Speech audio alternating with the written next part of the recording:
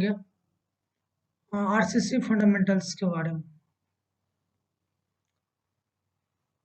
तो हम लोग स्टार्ट करते हैं इस वीडियो को।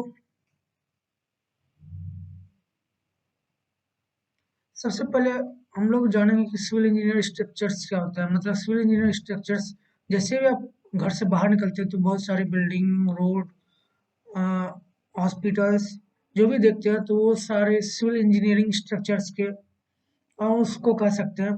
सिविल इंजीनियरिंग स्ट्रक्चर्स में जो है it consist of various element. इसका मतलब है कि जो कोई भी एक स्ट्रक्चर होता है तो उसमें बहुत सारे एलिमेंट होते हैं, जैसे slab, beam, column, roof, wall, machinery, brick machinery. इस तरह के बहुत सारे हम लोग के एलिमेंट होते हैं स्ट्रक्चर में। उसके बाद हम लोग बात करते हैं कंक्रीट के ऊपर। कंक्रीट क्या है? बेसिकली जो कंक्रीट है, कंक्रीट एक मिक्सचर है। कंक्रीट मिक्सचर किस चीज़ का? आपका कंक्रीट जो मिक्सचर है, cement plus sand plus coarse aggregate plus water. या दूसरे लैंग्वेज हम लोग कह सकते हैं cement plus fine aggregate. Sand हमको हम लोग फाइन एग्रीगेट भी कहते हैं। Fine aggregate plus coarse aggregate plus water. इन सारे मिक्सचर को हम लोग क्या कहते हैं? हम लोग कहते हैं concrete.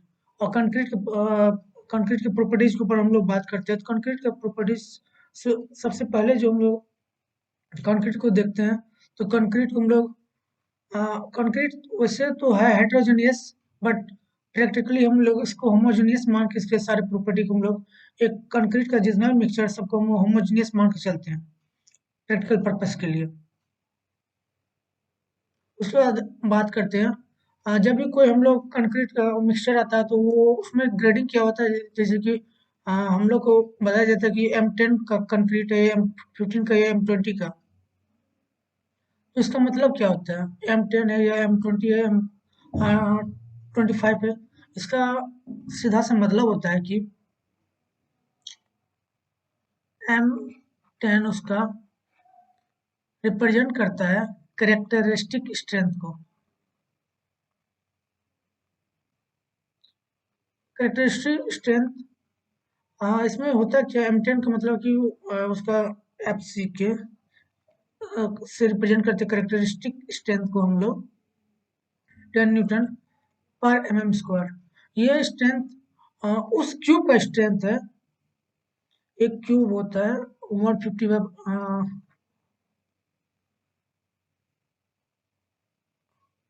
L into B into H 150 या 15 सेंटीमीटर या 15 सेंटीमीटर के क्यूब का मतलब कि एक क्यूब हम लोग बनाते हैं, मोल्ड करते हैं। एक क्यूब हम लोग बनाते हैं उस कंक्रीट से, और 28 दिन के बाद जो स्ट्रेंथ गेन करता है उसी को हम लोग कहते हैं FCK या फिर उसका कैरेक्टरिस्टिक स्ट्रेंथ। जैसे और कोई M10 कंक्रीट है, इसका मतलब 28 दिन के अगर उसका क्यूब को हम लोग 28 दिन के बाद जो अगर स्ट्रेंथ निकालेंगे उस कंक्रीट का तो वो 10 न्यूटन पर mm² के बराबर आएगा। अगर M15 का होगा तो 15 न्यूटन पर mm² का आएगा। अगर M30 का होगा तो 30। मतलब ये चीज हम लोग को रिप्रेजेंट करता है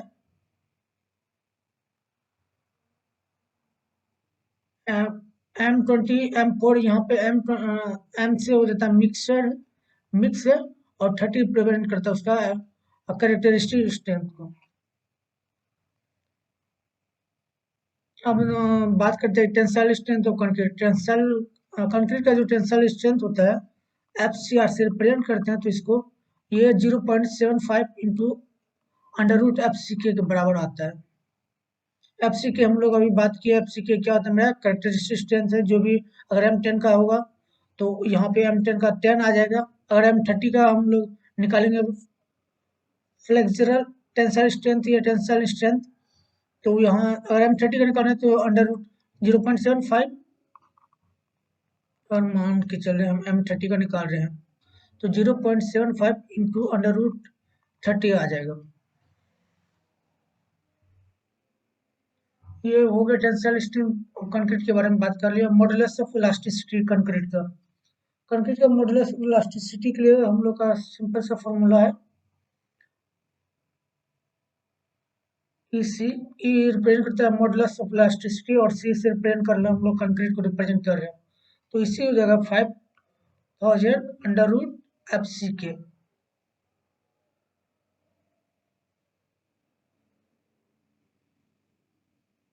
मॉडल्स ऑफ इलास्टिसिटी के बारे में कंक्रीट का हम लोग यहाँ पे बात किए। ग्रेड M10 M30 क्या होता है, एम अगर 40 है तो इसका मतलब FCK का वैल्यू 40 हो जाएगा, यानी 40 न्यूटन पर mm²। उस क्यूब का स्ट्रेंथ आएगा जो इस कंक्रीट के द्वारा 28 दिन के बाद अगर स्ट्रेंथ निकालते हैं तो उस क्यूब का स्ट्रेंथ 40 न्यूटन पर mm² के बराबर आएगा।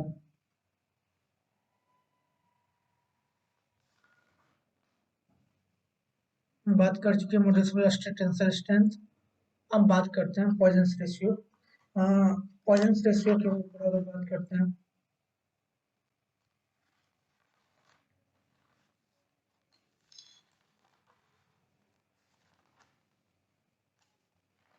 तो कंक्रीट का जो पॉइजन रेशियो होता है 0.1 से लेकर 0.2 के बराबर, मतलब इसके बीच वैल्यू लाइक करता है पॉइजन रेशियो का। और श्रिंकेज, अगर श्रिंकेज की बात करें तो श्रिंकेज इसका जो है लाइक करता है, इसका श्रिंकेज टोटल श्रिंकेज का वैल्यू आता है 0.003, इन अदर वर्ड 3 × 10⁻⁻⁴।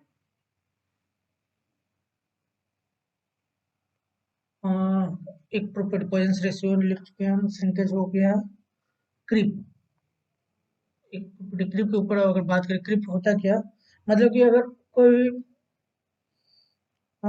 कंक्रीट, अगर मतलब कि कंक्रीट जब अपना खुद के सेल्फ वेट के कारण कांस्टेंट लोड लग रहा होता है तो बहुत स्लो डिफॉर्मेशन हो जाता है उसमें, क्योंकि हम लोग का जो कांस्टेंट लोड कंक्रीट का वेट की वजह से लग रहा है तो वो थोड़ा सा प्लास्टिक नेचर आ जाता है। इसी को हम लोग कहते हैं क्रीप। ये एज के साथ होता है, मतलब कि अगर 7 डेज कंक्रीट 7 डेज में क्रीप का जो वैल्यू आ जाता है 7 डेज के लिए के बाद तो 2.2 हो जाता है। 28 डेज के बाद 2.8, वही एक ईयर के बाद 1.1।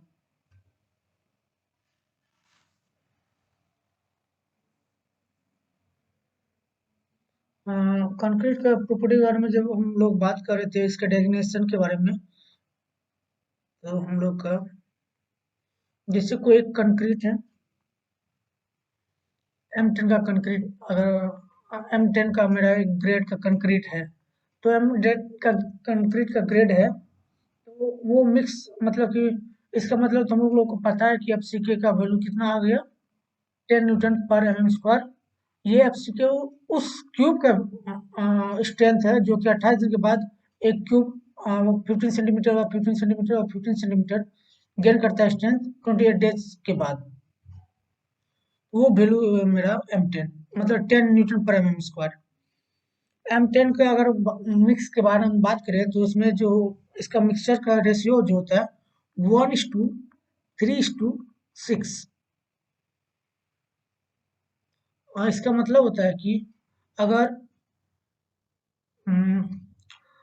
वैसे हम लोग गांव घर में तगाड़ी से वॉल्यूम को मेजर करते हैं, वैसे अ, इसको मेजर करने के लिए गेज बॉक्स भी होता है। तो इसका मतलब कि अगर हम लोग अगर एक तगाड़ी सीमेंट लेते हैं तो उसका मतलब 3 टाइम्स हम लोग क्या लेंगे, सैंड लेंगे, और 6 टाइम्स हम लोग एग्रीगेट लेंगे। इसका मतलब है कि अगर कोई मतलब वॉल्यूम का एक यूनिट मान लेते हैं, सीमेंट का अगर 1 यूनिट वॉल्यूम डाल रहे हैं तो उसका जो होगा सैंड होगा 3 यूनिट हो जाएगा, 3 टाइम्स हो जाएगा, और वही एग्रीगेट जो होगा, ये मतलब सीमेंट को बता रहा है, ये सैंड होता है, ये कोर्स एग्रीगेट। ये रेशियो को हम लोग को M10 का ये रेशियो होता है। और ये अगर M15 का बात करें, M15 में 1:2:4 हो जाएगा। मतलब सीमेंट का अगर एक पार्ट है तो सैंड का 2 पार्ट होगा और एग्रीगेट का 4 पार्ट हो जाएगा। M20 का बात करें, 1:15:3। उसी तरह M25 का अगर बात करते हैं तो 1:1:2।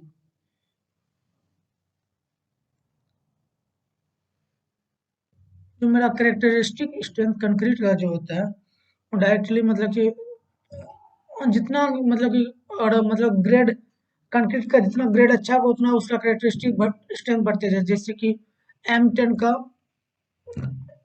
10 हो जाएगा FCK, M30 का 30 हो गया। मतलब कि इसके डायरेक्टली प्रोपोर्शनल है। ग्रेड बढ़ाते जाएंगे तो हमको कैरेक्टरिस्टिक स्ट्रेंथ अच्छा मिलते जाएगा। वहीं अगर बात करें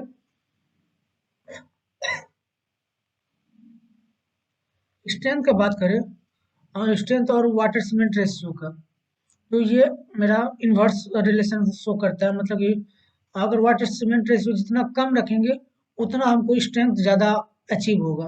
अगर किसी ग्रेड कंक्रीट को हम लोग अच्छा स्ट्रेंथ का अगर चाहते हैं तो वाटर सीमेंट रेशियो जितना कम से कम हो सके। और water cement ratio directly proportional है हम लोग का श्रिंकेज का। मतलब कि जितना मेरा वाटर सीमेंट रेशियो जितना ज़्यादा होगा उतना श्रिंकेज होगा। मतलब कि श्रिंकेज होगा, मतलब कि वाटर सीमेंट रेशियो ज़्यादा होने से क्या होगा, श्रिंकेज प्रॉपर्टी ज़्यादा आ जाएगा। और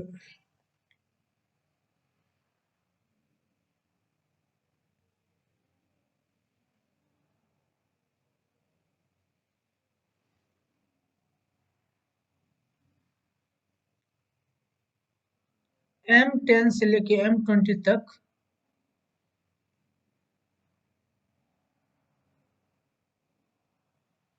कंक्रीट का मतलब ग्रेड डेजिग्नेशन के आधार पे, मतलब कि जो कंक्रीट का ग्रेड है, 3 टाइप में हम लोग डिवाइड किए हैं। ऑर्डिनरी ग्रेड हम लोग सिंपल सा जो भी होता है छोटा मोटा ब्रिक मेसनरी ये सब यूज करते हैं। ऑर्डिनरी ग्रेड में तो आपका आ जाता है M10 से लेके M20 के बीच में जो भी है, M10 से लेके M20 के बीच, इसको ऑर्डिनरी ग्रेड में रखें।